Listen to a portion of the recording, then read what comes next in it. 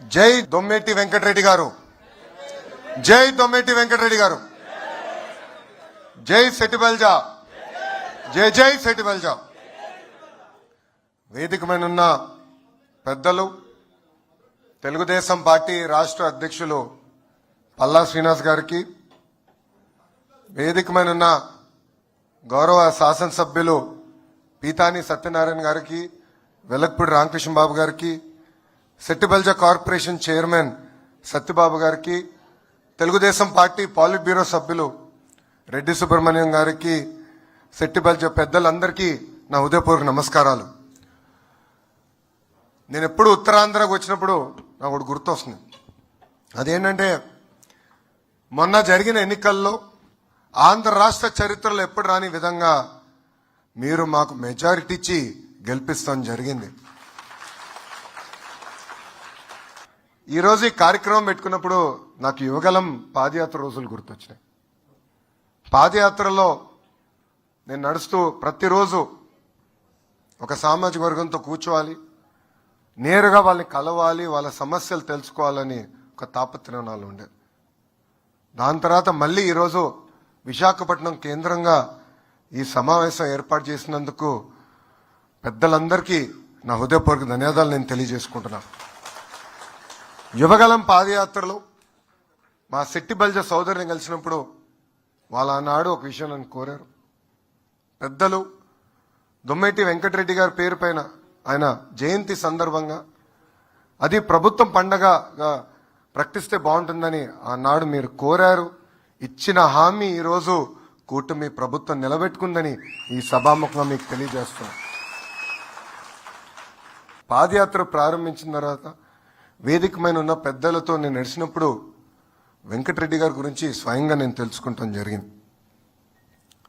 British పాలనలో మన సెట్టిబల్జా సోదరులు వలసలుగా బర్మాకి వెళ్ళేవారు. దాంట్లో భాగంగా దొమ్మేటి వెంకటరెడ్డి గారు కూడా ఆనాడు బర్మాకి వెళ్ళారు. అక్కడ ఒక షిప్ని అద్దెకి తీసుకుని వ్యాపారం ప్రారంభించిన వ్యక్తి, ఏకంగా అదే షిప్కి యజమానిగా తయారైన వ్యక్తి దొమ్మేటి వెంకటరెడ్డి గారు. ఆయన అంత దూరం వెళ్ళినా విద్యా విలువల గురించి తెలుసుకునేవారు.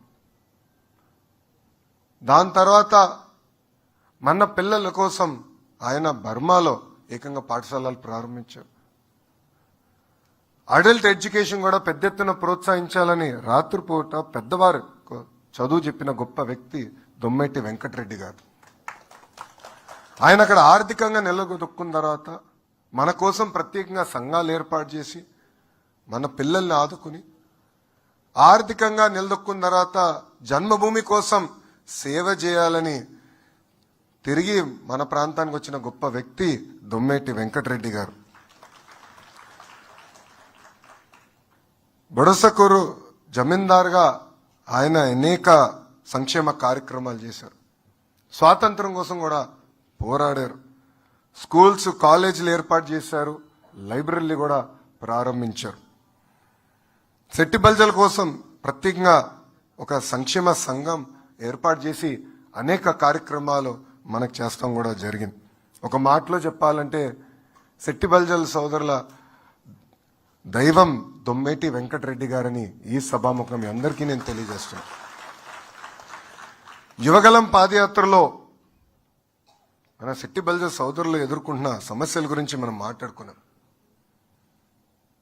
యువగలం పాదయాత్రలోనే నేను ఆనాడు హామీ ఇచ్చాను. ఇప్పుడు లిక్కర్ షాపులు వస్తాయి, విధానం మార్చుతాం, దాంట్లో 10% మా సెట్టిబల్జా సోదరులకు అందిస్తాను ఆనాడు హామీ ఇచ్చాం. ఇచ్చిన హామీ ఈరోజు ప్రజాప్రభుత్వం నిలబెట్టుకుంటాం జరిగింది. ఇక్కడున్న సెట్టిబల్జా సోదరులందరూ ఒక విషయం ఆలోచించమంటున్నాం. 2014 నుంచి 19 వరకు సెట్టిబల్జా సోదరుల కోసం అనేక సంక్షేమ కార్యక్రమాలు ఆనాడు తెలుగుదేశం పార్టీ చేసింది. ఆనాడు కార్పొరేషన్ ఏర్పాటు చేశాం. ఆదరణ పథకం ద్వారా పనిముట్లు అందజేశాం, లోన్లు అందించాం. కొన్ని కారణాల వల్ల 2019లో అధికారం కోల్పోయాం. 2019 నుంచి 24 వరకు మనం ఎంత ఇబ్బంది పడ్డామో ఒక్కసారి ఆలోచించాల్సిన అవసరం మనందరి పైన ఉంది. ఆనాడు జే బ్రాండ్లు ప్రోత్సహించడానికి మన అన్ని రకాలుగా ఇబ్బంది పెట్టారు. ఆనాడు సెట్టిబల్జా సోదరులు రోడ్డెక్కి ధర్నా చేస్తే కేసులు పెట్టారు. పోలీస్ స్టేషన్ లాక్కుని తీసుకెళ్లారు, జైలుకు కూడా పంపించారు. ఒక్క చిన్నారి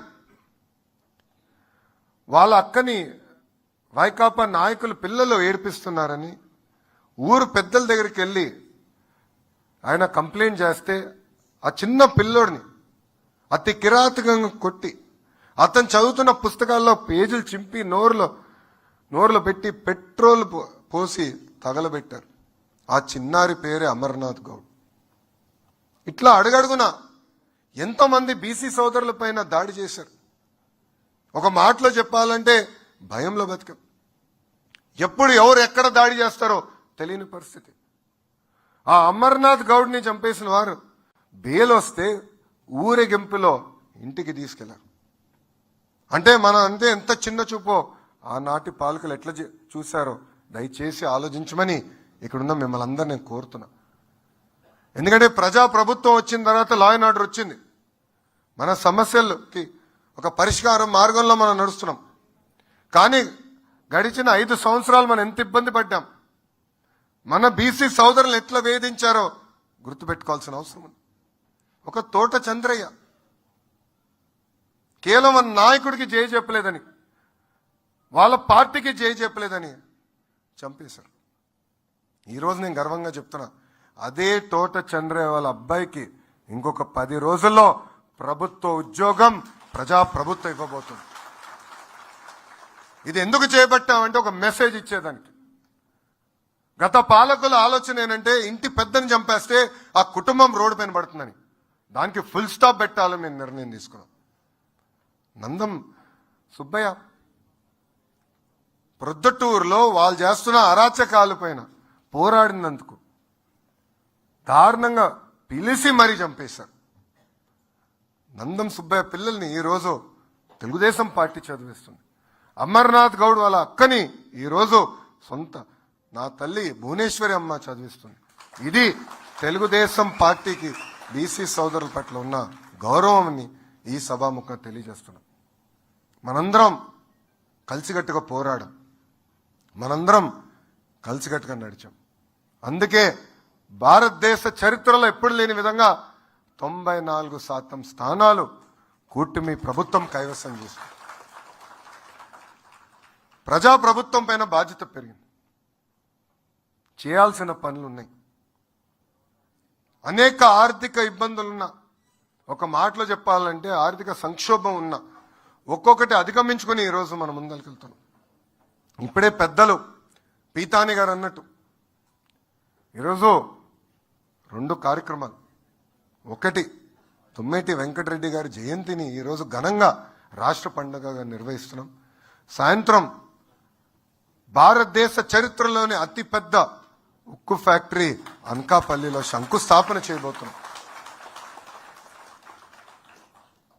ఎన్ని ఇబ్బందులున్నా ఇచ్చిన హామీలు నిలబెట్టుకోవాలి, ముందరికి వెళ్ళాలి, సమర్థవంతంగా రాష్ట్రాన్ని తీసుకెళ్లాలని గౌరవ ముఖ్యమంత్రి చంద్రబాబు నాయుడు గారు అహర్నిశలు కష్టపడుతున్నారు.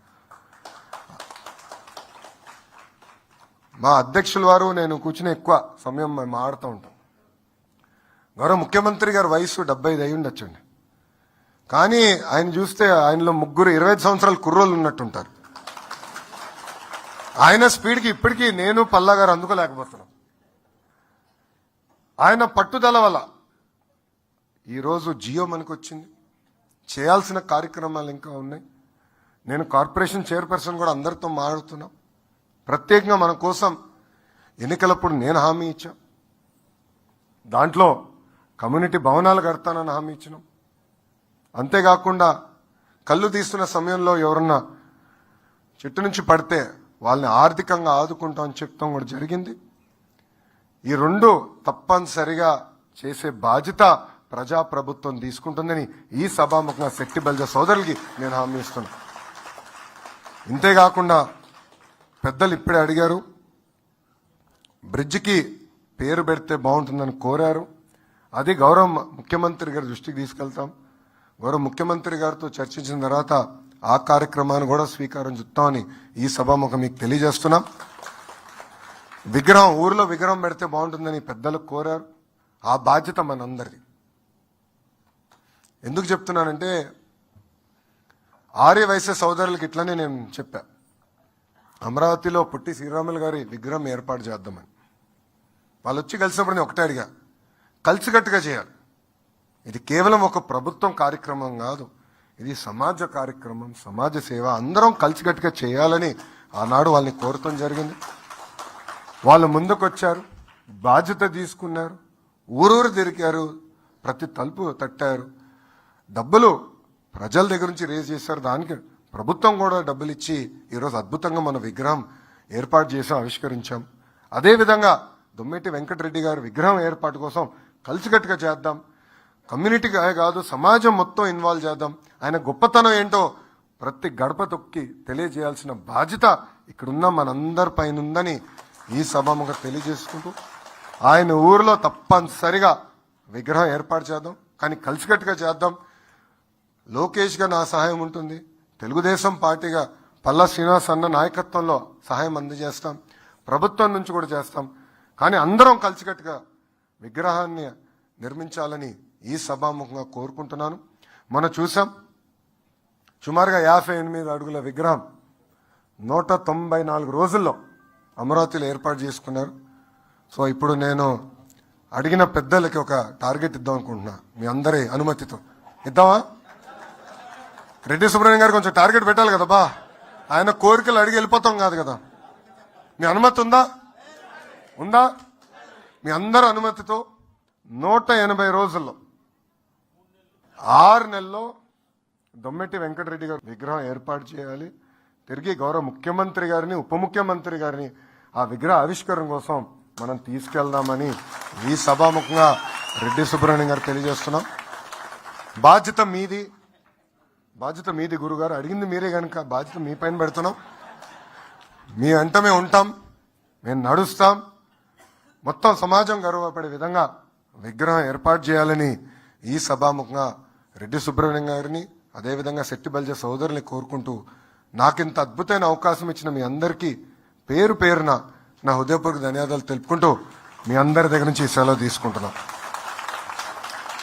జై వెంకటరెడ్డి గారు, జై వెంకటరెడ్డి గారు, జై శెట్టి బల్జ, జై జై శెట్టి బల్జ, జై హింద్.